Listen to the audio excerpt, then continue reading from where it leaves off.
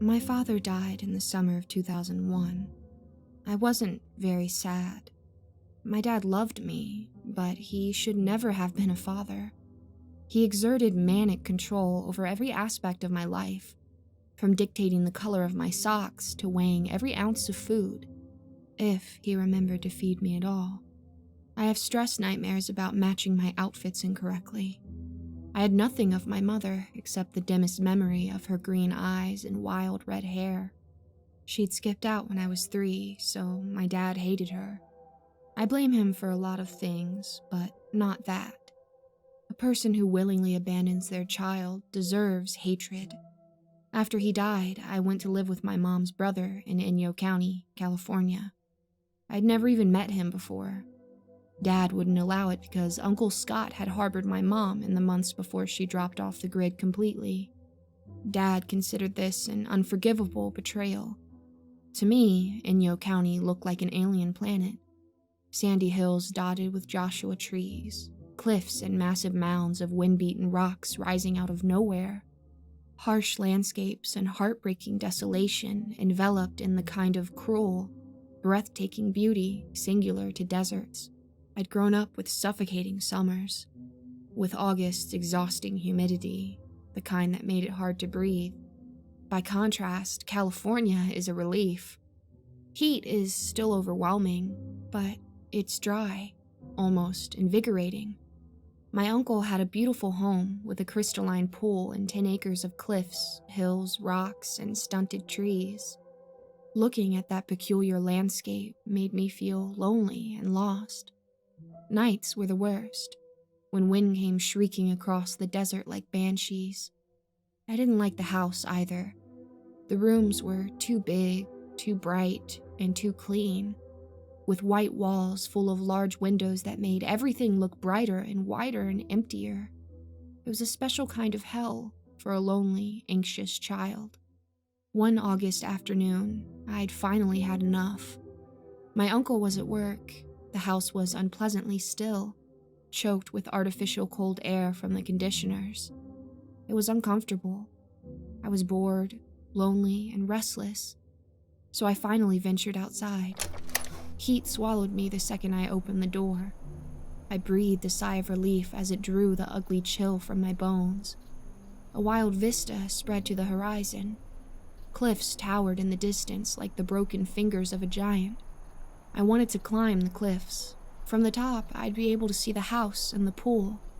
I could already see it in my mind's eye, sparkling like a crown jewel in the afternoon sun. So I set off, so full of cliff-conquering daydreams that I didn't even think to bring water. The desert is a trickster. It lulls you into a false sense of confidence that lasts long past the point of no return. I knew I was thirsty and tired, but I didn't understand the scope of my exhaustion until I reached the base of those alien cliffs. Dizziness swept over me. The pale sky spun. The next thing I knew, rocks and coarse sand were biting my skin. I'd collapsed. I reached up weakly to wipe sweat from my forehead. My skin felt hot. Not just hot. Cooked. Like it would never be cool again. Or like it had never been cool in the first place. The rock formations loomed on my periphery. Up close, they were full of burrows and tall cracks large enough to shelter a grown man. Drawn by the promise of shade, I crawled forward. Sand, pebbles, and goat head stickers scraped my hands and knees. I was much weaker than I thought, and faded out before I reached the shadows. Sharp jostling awoke me. Immediately, I became aware of the pain. Wet, prickling, and hot, covering my body like a second skin. 2 impossibly strong hands violently pulled my arm, like it was trying to twist it from the socket. Horror exploded in my heart. I tried to scream.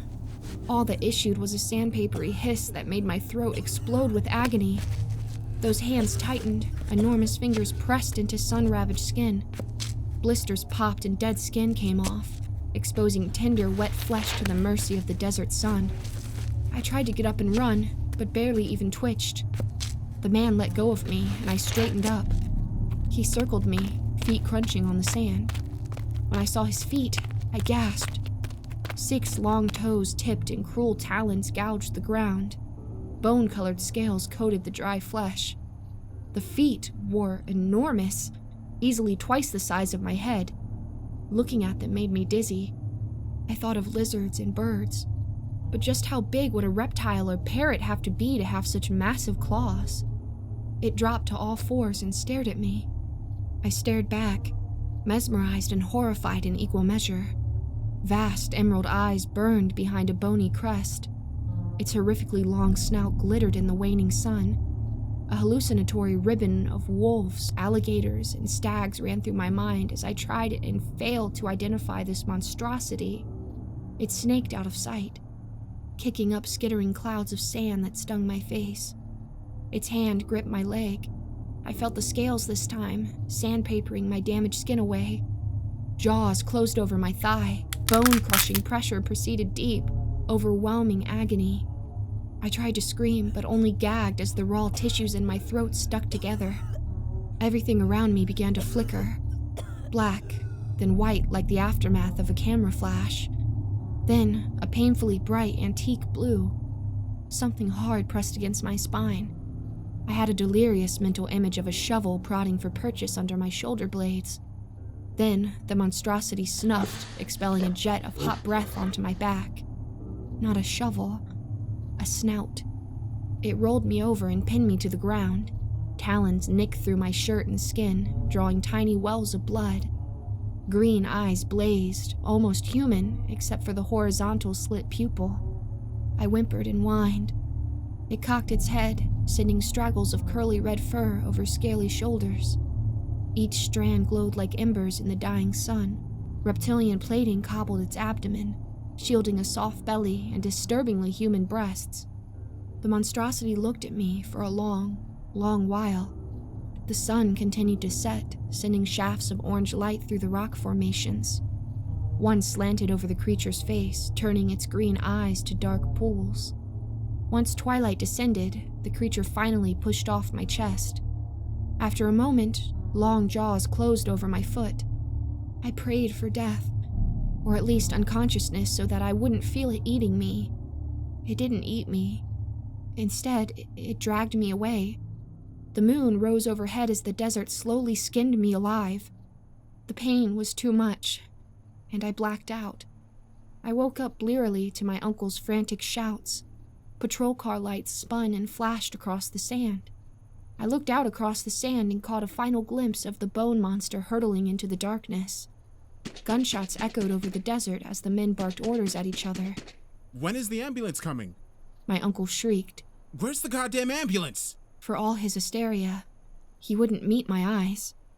Someone approached. Careful hands hauled me to a sitting position. I found myself staring into a pair of kind, blue eyes. It was one of the cops. We called an ambulance. He looked old and young at the same time, and every bit as exhausted as I felt. I extended a shaky hand and tried to smile. My burnt skin cracked, sending bolts of bright pain over my face. "I'm Jamie."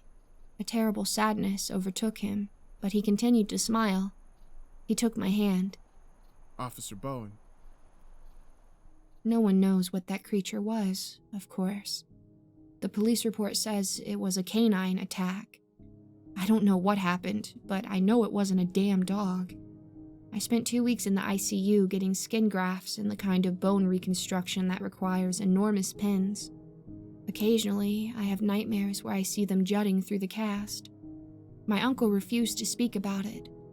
The one time I tried, he slapped me and said he'd leave me in the desert if I ever brought it up again. That was, of course, the end of that.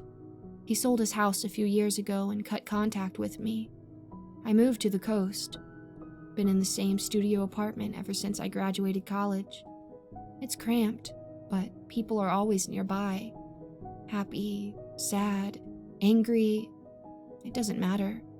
Their presence is all I need. Even better, I can see the ocean from my window. In the opposite direction, there's nothing but freeway and green, undulating hills. No desert, no cliffs, no desolation, nowhere for monsters to hide. Things are good. My child self would never have believed it, but I'm happy now.